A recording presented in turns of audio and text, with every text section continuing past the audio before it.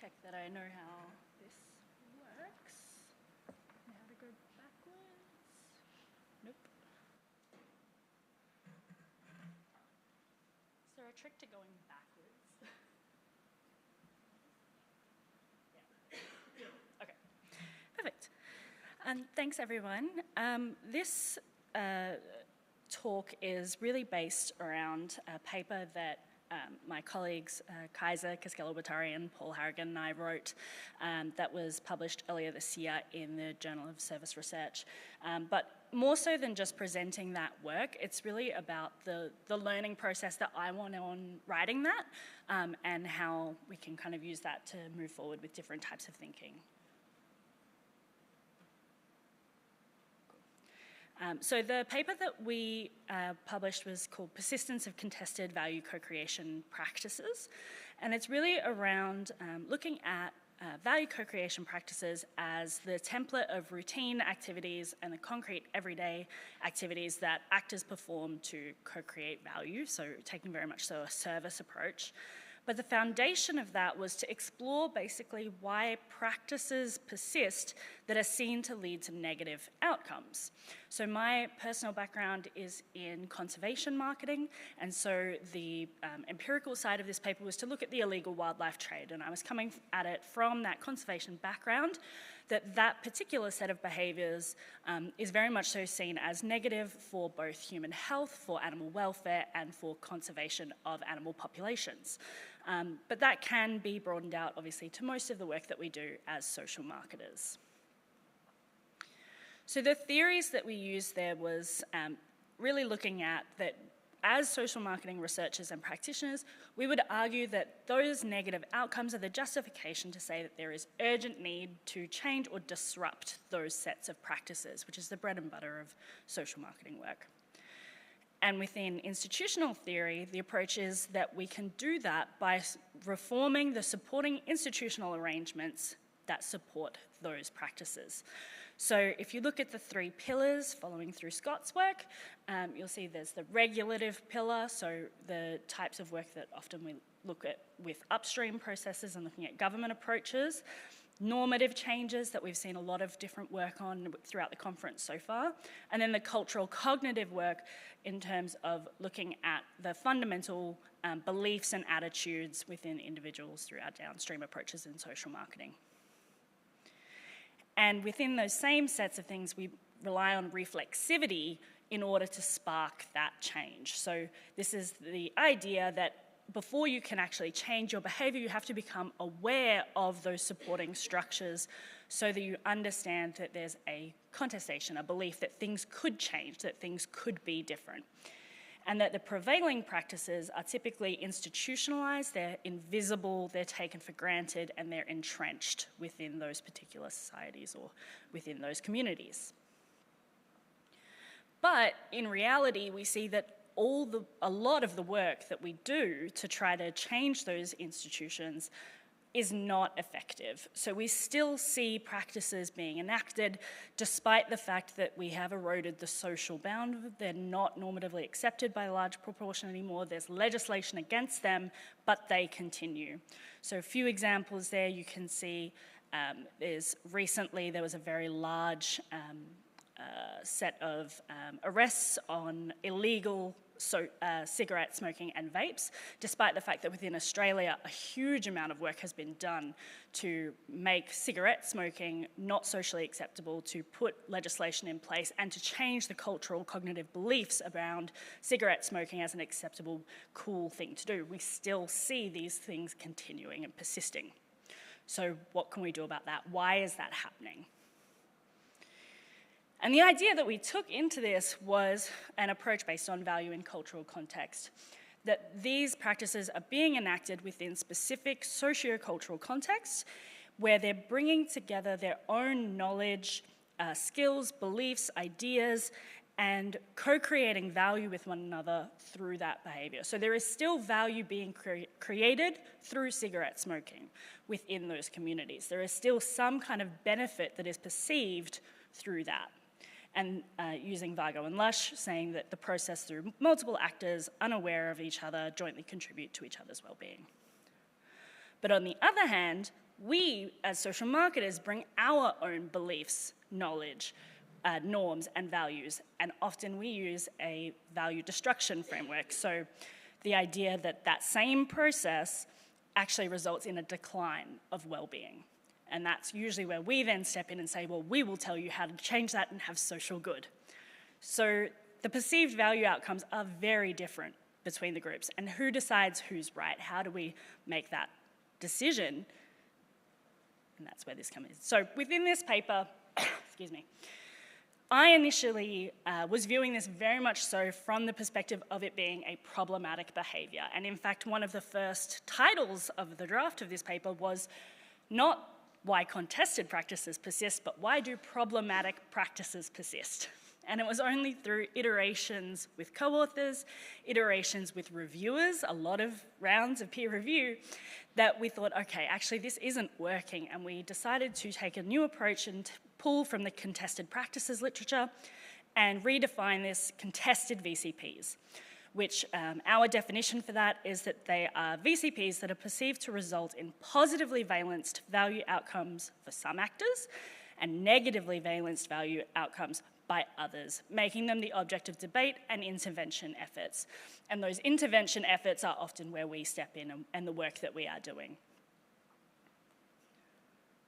So this is the model that we had within that paper. So you can see that the idea there is that we have one set of practices viewed as negative by some and positive by others.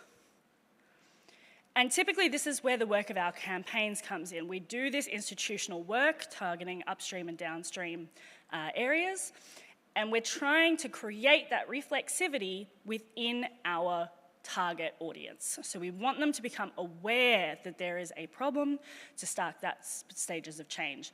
And in practice, what we often see is that there's actually a modification of the practice rather than a discontinuation. So in the example I gave earlier of cigarette smoking, instead of people stopping the cigarette smoking, you see under the table deals and things become more illicit or underground or covert. Or people shift, so perhaps they shift from cigarettes to vapes. And they've modified their behaviour to adapt to the changing conditions, but they haven't actually ceased their behaviour. And that's where the empirical evidence is. So that's kind of where we got to in the paper. And this is kind of where the journey has gone for me personally since then in terms of reflexivity. Because I was thinking about that and then thinking about the disruption of mindsets and the disruption of ideas, and I realised the missing piece in that is the reflexivity of social marketers before all that piece begins. So instead of going directly from a perception of negative valence value outcomes straight into institutional work, the missing piece there is reflexivity on our end of that contestation and a recognition of the positive benefits and value outcomes of our target audience. So we're starting to balance out that and see reflexivity on both ends. And this may still lead to the exact same projects. It's not a matter of saying, oh, actually, I've looked at it and it's positive, so we don't need to do any of this at all, and it's fine. We still do the same work, but it might also lead to institutional work aimed at disrupting the dominant paradigms. So rather than immediately targeting what we perceive to be the negative, maybe there's other ways to look at it, and maybe there are things that are structural or things within our realm that we have perceived to be the norm and have as a bias that we need to disrupt as well or instead of. And that's kind of where we're at the moment. So in practice, I have kind of put down an idea of what this could look like within our field. So the first thing would be to notice the contestation. So rather than, as I did at the beginning, going, okay, well, these people are trading illicit animals, and that's bad, so I want to change it because I'm doing social good, I need to notice, okay, these people are doing this behavior, they're probably doing it for a reason. I need to investigate what that positive value outcome is for that group and why that actually differs from my perception of what a positive value outcome is. That encourages you to identify your own institutionalized assumptions and symbolic structures, which we all have. And if you read anthropological journal articles, very often it will start with a position statement of saying, this is who I am, these are my beliefs and my norms, And I am biased. We are all biased when we do ethnographic or anthropological work. The same thing is probably needed in social marketing, perhaps even more so because we are seeking to influence behaviour. And that is ultimately something that should be justified by a position. So again, that could be through the regulative lens, through the regulative pillar, through the normative pillar. So we're looking at the social obligations that we have to one another, our relationships, or the cultural cognitive as well. And that is difficult work. I don't want to just stand up and say you should definitely question your own beliefs. That's hard to do. This paper took 5 years, and I just got to it at the end because a bunch of people kept telling me I had to change. So it's definitely something that is iterative and ongoing, and will change as social norms and your co-authors change. And so something that can be very helpful is to really use the tools of reflexivity that come through different design work and different reflexivity papers, and to critically assess how those assumptions and symbolic structures have informed what your position is about what is socially good and what is well-being for your target audience and for yourself as a researcher. So a few different options for modes of reflexivity. There's temporal reflexivity, material, corporeal, relational, and cultural and cognitive. And there's a lot of different tools out there that I won't go too much into, but this is from Vink and Koskela-Huotari, 2022. They've done some great work on reflexivity within service design that gives tools and specifically different activities and structures that you can do through a co-design process and a two-way learning approach to identify those structures within yourself that I would really recommend. And then also to discuss those ideas with co-authors and seek diverse perspectives. The more we go to things like this and conferences and meet with people and work in transdisciplinary spaces and co-design with people with lived experience, you can challenge these things and develop new ideas and identify those biases. So there's definite benefit to doing that. The idea then would be to critically assess how the strategy of your campaign will target the symbolic structures and assumptions on each of those pillars, and ultimately whether that aligns with both your perspective of social good and the perspective of others. So when you are designing, because all of this work happens at the very beginning and before that design is complete, really think about, okay, I'm not just recommending a policy change or recommending a nudge or a behavior change because I think that will be successful, but how is that going to specifically target this institutional pillar, and how does that link in with the other pillars so that you can identify possible flow-on effects or unintended consequences of the behavioral intervention that you are designing? Because we know that as people live in ecosystems, behaviours also are interdependent on all of these other structures. And so viewing it in that holistic approach of how people fit within their societies, and something that does come up in conservation quite a lot as well, is that within the conservation education space, that oftentimes when you do target one part of a behaviour, a whole host of other things need to change before that behaviour can actually be done on the long-term scale. So maybe you can get them a target audience to do something while you're there, but in order for that behaviour to last once you're gone, social and cultural cognitive pillars need to change as well. So understanding where that lives within that system is really important for long-term change. And then building as well on some of the work that was talked about earlier is taking off that, or jumping off your white horse and jumping out of your superhero cape and figuring out if you believe you actually do have the moral, legal, or cultural authority to influence those behaviours, and whether your stakeholders are actually in a position where you are the best change maker, or do you need to step back and leave that work to other people? Is really important. And again, that's something that is reassessed critically throughout the process. So consistently reassessing your own assumptions and tacit knowledge as you engage openly with the target audience and identify both the positive and the negative value outcomes across the process is something that's really important to do. So taking a little look now at that section that I had before about institutional work aimed at disrupting dominant paradigms. What does that mean and what does that look like?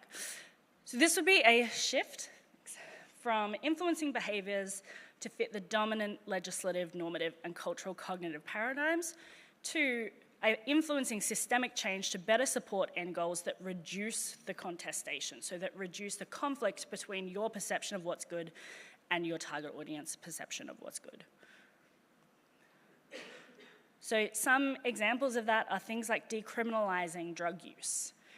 That is a huge shift in the dominant perception that if we just keep targeting the behaviour at that legislative approach, that it will continue to reduce it. But taking a reverse step and identifying the system could actually improve outcomes. Also respecting agency and self-determination of people to act against their own self-interests. As we see very often, particularly in the health space, are we the best vehicles for social good, and what gives us the ability to influence behaviour of people because we feel it's in their best interest? That's another change. And then things like reducing social stigma against obesity to focus on health outcomes rather than just weight. So health and weight have been conflated for a very long time within certain societies. If we break that apart and really dive deep down, into what is the actual thing that we view as negative. And maybe it's not the entire set of behaviours, maybe it's one specific outcome that we need to target instead that actually gets us to where we want to go. And we can only get to that by deconstructing the biases that we've already implicitly had. So in conclusion, the idea of this is to shift from a co-destruction framework to a contested framework. And the idea is to view the perceptions of people practicing those behaviours as equally valid to yours. To critically think about the positive value co-created through the behaviour, to deeply reflect on why you believe that that negatively impacts the well-being of your participants, and to deeply reflect on your own moral, legal and social authority to influence those behaviours. And consider what paradigms could be disrupted to reduce the contestation. So the example there is Trixie Mattel, who's one of my favourite drag queens, changing her wig around and realising that she had always perceived that she had to wear her wig with the bang section forwards, but actually any way around could also work. And without doing that process and maybe looking silly a few times, you can't figure out that actually there's a different way of doing it and disrupting your mindset to have better outcomes. Thank you.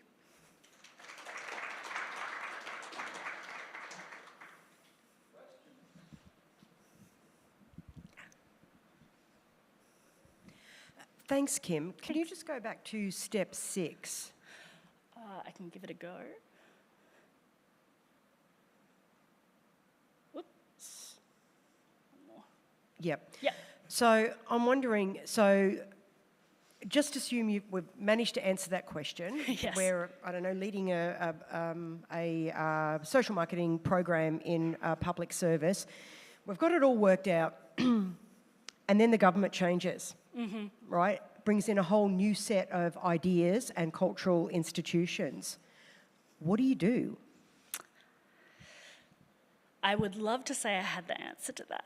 And actually, that is partly why we ended up changing this to the idea of contestation as well, because part of what I was thinking was, okay, we say this is problematic, but who gets to decide that? And if a government changes, suddenly what was problematic before is the law of the land now, and it's all fine.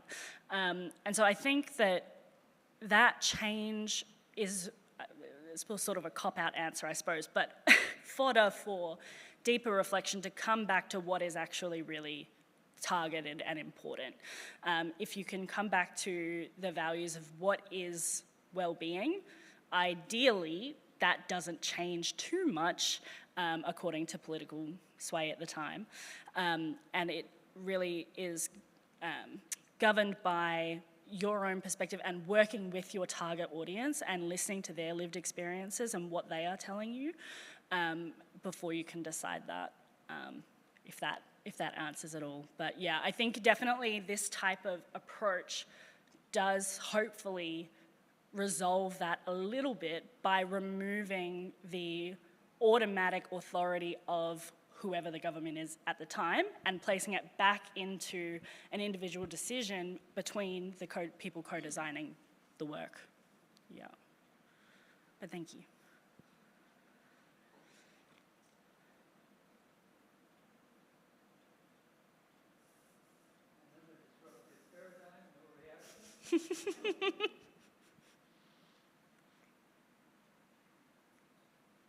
So it's a very uncontested idea. Everyone's